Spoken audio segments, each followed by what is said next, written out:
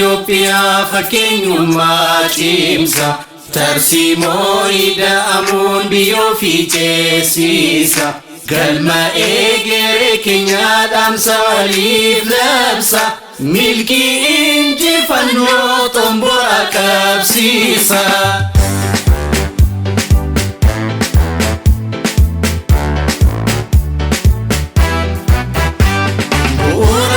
Samburu kan tilmaamu demokrasii waraaf nagaa biyya qabu saddaneessummaadhaan itichi tokkomu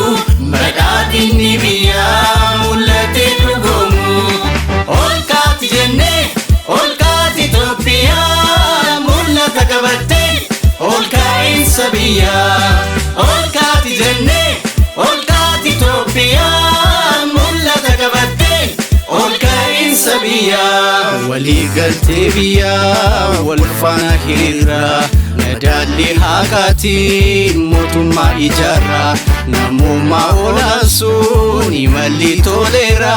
paartiin badhaadhinaa caalmaan milkaa'eera idaarraa mindaatiin nu ceesisaa jira maraan martoo idaa hambisuu biyyarraa madaalli haqaatiin Itoophiyaa ijaarraa yoomuu badhaadhinni injifannoon waaraa.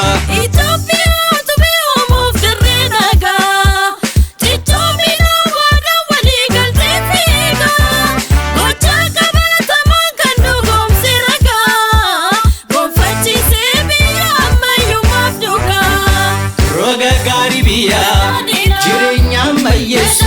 halkanii fi guyyaa hojiidhaan dabarsu biyya humna guutu misoomaa fi riirsu simboo miidhaginaa biyyatti ulfisu paartiin keenya badhaadhinaa filannoon keenyas badhaadhinaa paartiin keenya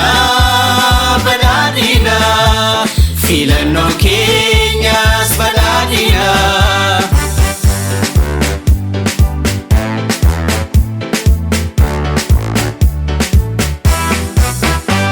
Bu'uura galeessaan boruu kan tilmaamu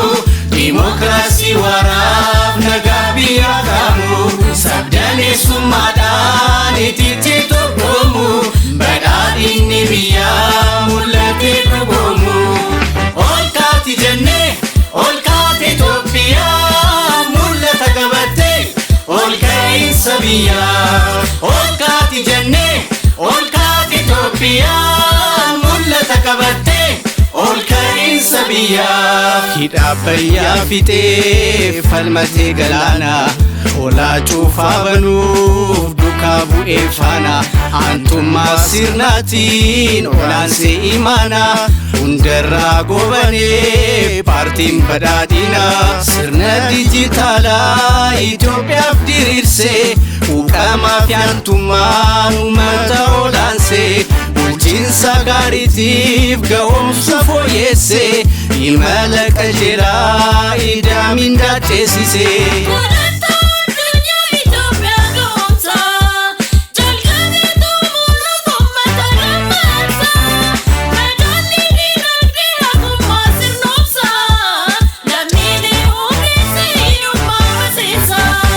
Walfaana hiriirsee dargagoof dubartii hojiidhaan dabalee mul'ata biyyatti ol ka'iinsa biyyaa yoomaaf ni abjuutti milkiin badhaadhinaa obahee muummeetti Itoophiyaa taasisu adda duree Afrikaa dinagdee fooyyessu injifachuuf morkaa wabii biyyoolessaa guddina sadarkaa tumsi badhaadhinaa filannoon si harkaa fakkeenyummaa Itoophiyaa cimsa tarsiimoo ida'amuun biyyoo fi ceesisa galmee garee keenya dhaamsa waliif labsa milkii injifannoo xombora qabsiisa fakkeenyummaa Itoophiyaa cimsa tarsiimoo ida'amuun biyyoo fi ceesisa galmee garee keenya dhaamsa waliif labsa milkii injifannoo xombora qabsiisa.